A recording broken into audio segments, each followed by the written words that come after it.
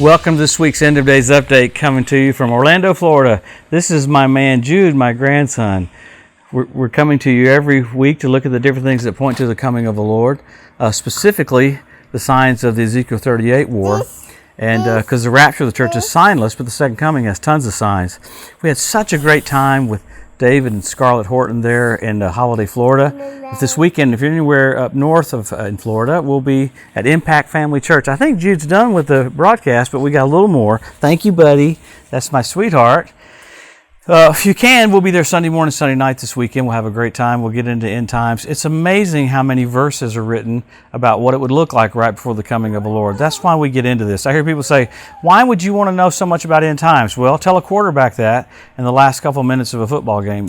You're completely focused on the play clock because the plays are more crucial. So the things that we look at now are things that are surrounding Israel that are pointing to the coming of the Lord. You know, we have 50 some odd signs of the second coming, but man, you have all these literally nations getting in position like a football team getting on the field. When they line up for kickoff, you know you're about to kick off. So things are happening all around Israel. So let's pick up what's happened. Remember, Jesus rebuked them and said, hey, you can tell what the weather's going to be, but you don't know your hour of your visitation. So he wanted them to know.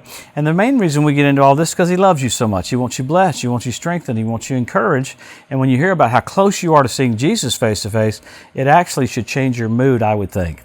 So let's talk about what's happened around Israel. Man, this last week, 6 days in a row, you had incendiary balloons come up from Gaza right into Israel, caught the farms on fire again. Israel has radically retaliated a couple days ago, 3 days ago, with fighter jets hitting munitions depots. And Hamas still said, we're going to keep doing this. So they've been basically saying in Israel, if you don't watch it, there's going to be another war with Hamas there on the southern part of Israel. So in the midst of that, though, you've got what happened this last week. What everyone's talking about is the deal with the United Arab Emirates. This is the first basically Arab country besides Jordan and Egypt to make basically total in documentation or written peace with Israel. It's a pretty huge deal. These are all the things that are happening that are pointing to the coming of the Lord. Why is that a big deal?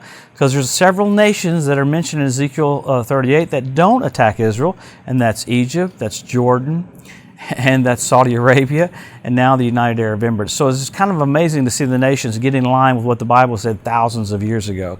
Now, right now, of course, you have Yemen, you have Qatar, which have determined themselves to annihilate Israel. They're basically safe havens for Iranian troops. And you had more Iranian troops fire at our base in Iraq this last week. There's been almost exchange of fire every single day. You had rockets that almost hit near our embassy, but our Iron Dome batteries took them out. In the midst of all that, you still have troops on the northern part of Israel, on the Golan, where Lebanon was basically trying to come into northern Israel, and Israel completely shut that down. And then if you move down a little bit further from the northern part of Israel, you had troops that were trying to come over on the midpoint of the Golan into Israel. So Israel's basically facing all these crazy thought patterns all around it. With that, you had Turkey going crazy over the deal with the United Arab Emirates. So I love quoting what the papers are saying every single week. Secular papers are saying about Turkey, they're aligning themselves to attack Israel and to wipe Israel off the map. Erdogan said again, we will ascend unto the Temple Mount and take the Temple Mount from the Jews. Why is that a big deal?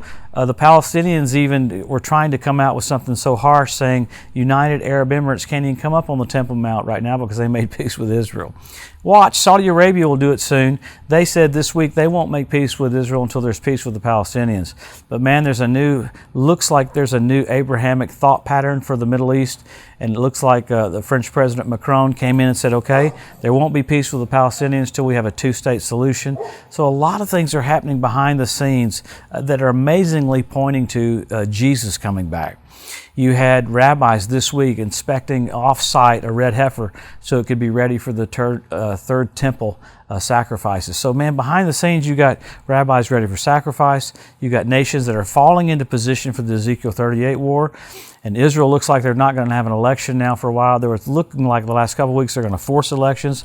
There's just too much things that are strategic for the nation itself to go into that again. So we're so blessed that we can see all these things that the Bible said you'd see just before he returns. So what do? We go to the Scriptures. Scripture's so full of verses, verse after verse after verse, showing us what it would look like back. So Jesus said you'd lift your heads up, that you would not be downtrodden. So he wants you to be filled with joy and filled with expectancy.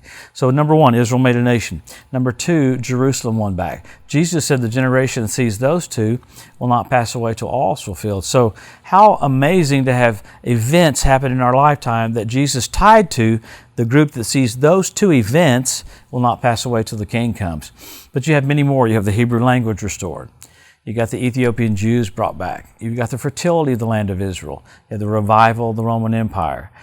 You have 172 different species of predatory birds showing up on the land. Now, there's several things that have happened just in the last few months that are crazy. You had foxes show up on the Temple Mount. That's Lamentations 5:18. And then you had the ritual baths around the Temple Mount fill up with water. First time in 2,000 years. You had fish show up in the Dead Sea. That was prophesied 2,500 years ago, that just before the Messiah comes, that would happen. So you got birds in position, you got fish in position, you got the Temple Mount Institute in position, ready to have sacrifices. Pretty crazy to have all of it literally right in front of our face, screaming to us, Jesus is just about to come back. I really like the one with Rabbi Itzhak Kaduri. I don't really quote rabbis very often, but he had come to accept Jesus as his Savior. Jesus appeared to him, freaked him out. He accepted Jesus as the Messiah and said, hey, I'm going to write a letter. I don't want it open until a year after I've died. Well, a year after he died, they opened the letter, and the letter said, I've come to know Jesus as the Messiah. Freaked all the rabbis out. But I like the letter he wrote with that. He prophesied a little bit in 2005 that just before the coming of the Lord, Israel would be ruled by two Benjamins. So 4 weeks ago, you had Benjamin Netanyahu and Benjamin Gantz jointly come together to rule Israel. So pretty wild. You have certain things said, and then you see it come to pass in your lifetime. We're so blessed because of that. So you have all those signs, many more signs. Men will be lovers themselves with selfie sticks, tons of tangible physical things, the fertility of the land of Israel. It just preaches how close we are to the coming of the Lord. But then you got signals. You got blood red moons on Passover and Tabernacles. That's crazy. You have the Bethlehem star. The blood red moons, it's amazing to have 4 in a row on Passover and Tabernacles. That's called a tetrad. When's the last time we had 4 in a row like that on Passover and Tabernacles? 1967 when Jerusalem was won back. 1948 when Israel's made a nation. 1492, the edict of expulsion when the Jews were kicked out of Spain.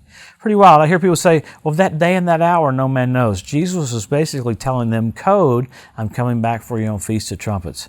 Because that was the 29.5th day of the month, and it was a 3-day period. It was on the new moon, so the Sanhedrin would send 2 witnesses out and tell them when they saw the new moon. When Jesus said of that day and that hour, no man knows, he was telling them code for, I'm coming back for you on Feast of Trumpets. And then the craziest thing about that is you had the Bethlehem star this last year. You have our president. Think about this, how crazy it is about President Trump. Midway through his presidency, there was a blood red moon, wolf moon, supermoon, January 21st of his midterm. When Trump was born, there was a blood red moon. 700 days later, Israel's made a nation. When Trump was elected, Benjamin Netanyahu had been in office 7 years, 7 months, 7 days. When Trump was inaugurated, he was 70 years old, 7 months, 7 days. Moved the embassy from Tel Aviv to Jerusalem after 70 years. That's crazy. This is the crazy part. When you say the President of the United States and the Vice President's name, Trump and Pence, trumpets, that's when Jesus is coming back on the Feast of Trumpets. Their names mean the coming of the Lord. That's crazy. Who would have thought that 25 years ago that the President's name would mean the coming of the Lord? Well, we're blessed. What do? Help our local church, help our local pastor, get the message out. Jesus is just about to come. Man, the protocol for seeing the King face to face. So soon we'll see him. He wants you filled with joy, wants you filled with strength. He loves you so much. He wants us to be completely well informed about how near we are to seeing him face to face. Man, we'll pick up next week and see what all happens around Israel. So many things keep happening. It's just crazy. We're so blessed, though. Have a great Wednesday. We'll see you next week.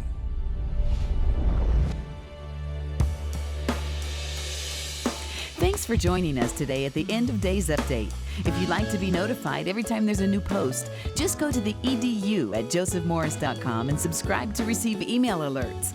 If these posts and updates have been a blessing to you, please consider making a one-time donation to help get the message out, or even becoming a monthly partner with Joseph Morris Ministries. Thanks again for tuning in to the EDU, and we'll see you next week.